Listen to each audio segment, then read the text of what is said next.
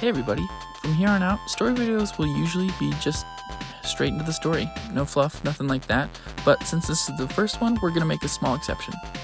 Just a heads up, these videos are going to be released periodically alongside my normal Fakemon design videos as we develop enough Pokemon to merit telling the next chunk of the story. I don't know how often they're going to drop, but we will do them as often as we need to tell the full story of the Wentano region. That being said, welcome to Pokemon Amber. Welcome to the world of Pokemon. Whether you're familiar with these incredible creatures or not, I can assure you that each one has the potential to be an amazing ally on your journey, especially with what lies ahead. Before you wake up though, do you mind if I ask? Are you a boy or a girl? A girl. Fantastic. And you said your name was? Kendra. That's a wonderful name. Now, you have a lot to do today. Don't be late for our meeting. Suddenly, your vision fills with the faces of tiny, owl-like Pokemon fluttering right before your eyes. You wake up. Your bedroom looks just like you remember it, or at least you think it does. Kendra, your dad calls from downstairs. I know it's early, but if you don't meet Professor Sage soon, he might leave without you. I'm headed out, so wake yourself up. You get out of bed and start getting ready. As you descend down the stairs, the house feels familiar, but something feels off. Family photos line the walls, images of you, your mom, your dad, and their Pokemon. You know these people. You know everything about them. Still, you shake off that strange feeling from the odd dream you had. At the bottom of the stairs, you find breakfast waiting on the counter for you, along with a sticky note. Check the couch. You never know what Professor Sage has in store for you. You might need this, so I got you a new one just in case. This could be the start of something great, kiddo. Love you, Dad. On the couch, you spot a brand new backpack. It's simple, but it looks sturdy enough to carry whatever you'll need. You grab the pack and breakfast, and you head straight out the door. Where are you going again? Oh, that's right. Professor Sage said to meet on the cave at Route 0. The town of Coralport is peaceful in the early morning as you step outside, but you're still groggy and honestly a bit confused. Suddenly a blurt rushes past you, almost knocking you over. Hey, watch it, kid! A voice shouts from ahead in the dim light. It's too early for this, and you wonder who that even was. Thankfully, the wild Pokemon aren't out yet, so you make your way through to Route 0 without any trouble, other than that weird sprinter. As you approach the cave entrance, you notice a small figure standing nearby. It's a Fortowel. You stop, but it notices you immediately and sprints into the cave. You follow it inside, but it disappears without a trace. Luckily, Professor Sage is waiting for you, just inside the cave's entrance. Oh, there you are, Kendra. We've been waiting for you, the professor says, gesturing towards another kid your age. No, not her, the kid protests. She is so slow, Professor. I saw her dawdling on Route 0. She's got her head in the clouds, not exactly assistant material. Aster, that is no way to speak about someone else, Professor Sage chides. Especially when you were the one who overslept and had to run all the way here. Yeah, whatever, Aster mutters, clearly irritated. The professor turns to you. I called both of you here because I believe in you, and you have the potential to do something extraordinary in the world of Pokemon, especially with research. It's nice to see you again, Kendra. Professor Sage is an elderly, bald man with oversized glasses and a glint in his eye. Not mischievous, but it's almost like he knows something about you. He continues, Today, I need your help raising some of our lab Pokemon. We hatched them from eggs, but they're too young for testing right away, so we train them on these nearby routes. Awesome! What Pokemon will we get, Professor? Can I have the strongest one?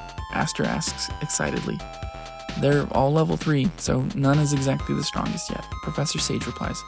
In fact, Kendra, you get first pick because you're being patient.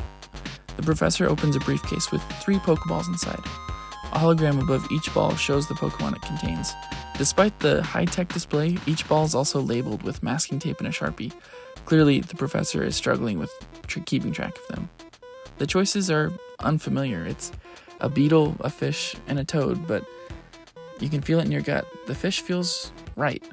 Ah, Tripish. Excellent choice for today's expedition. And you, Aster? If she's taking Tripish, I'm going to be taking Seedle. Ever heard of a type advantage? Aster grabs his Pokeball and bolts deeper into the cave. I'm sorry about him, Kendra. Professor Sage sighs. He's excitable, that's all. If you'll follow this cave and then Route 1, eventually you're going to reach Meadowville. That's where my lab is. Use this time to train Tripish by battling wild Pokemon. Try to get it to level 5 before you arrive. I'll be nearby, training my Maglet, so if you need healing, just come find me, okay? As you part ways, you feel the professor's eyes on you. It's not creepy, more like he's just observing. You shake off the feeling and release Tripish from its Pokeball. Little fish looks up at you curiously, realizing that you're going to be its trainer for today. It's not long before a wild bug Pokemon drops from the ceiling, almost nearly taking you guys out, and it starts hissing at you. Tripish quickly dispatches it with Bubble Beam, and you continue deeper into the cave. As you continue to explore the cave, you see two figures coming closer to you. "Hey kid, you haven't seen a dude with weird hair and like a big coat, have you?" one asks. He's dressed in baggy cargo pants and a gray t-shirt, sporting one of the worst hairstyles you've ever seen. Is it a double faux hawk? Maybe? "I'm sorry about him," the other says, a girl in a bright yellow school uniform and purple accents. What Pierre meant to ask is if you've seen anyone else in this cave. You shake your head. They thank you and head down another path, Pierre muttering about not being weird. What a strange duo. As you continue to make your way through the cave, you find more of that bug Pokemon and even some Fortowel that Tripish and you were able to battle and eventually defeat, some battles being tougher than others, but each time you overcome them and persevere. By the time you reach the exit, the bright sunlight outside makes you wonder how long you were even in that cave. On Route 1, you encounter more wild Pokemon. One is a tough grass type.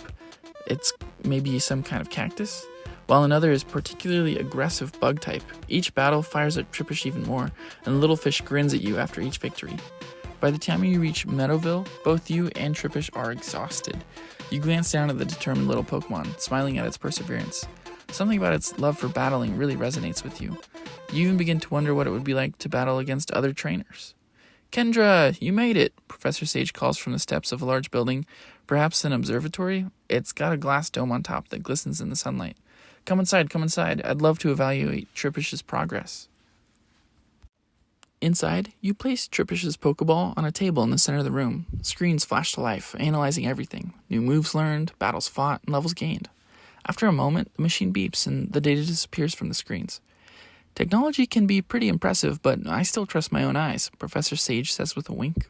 He releases Tripish from its Pokeball, and to your surprise, the little Pokemon immediately begins wreaking havoc in the lab, spraying water everywhere, knocking over equipment, ignoring the frantic lab staff. The professor watches with a smile, his eyes never leaving you. Suddenly, a stray bubble beam hits you and knocks you to the floor.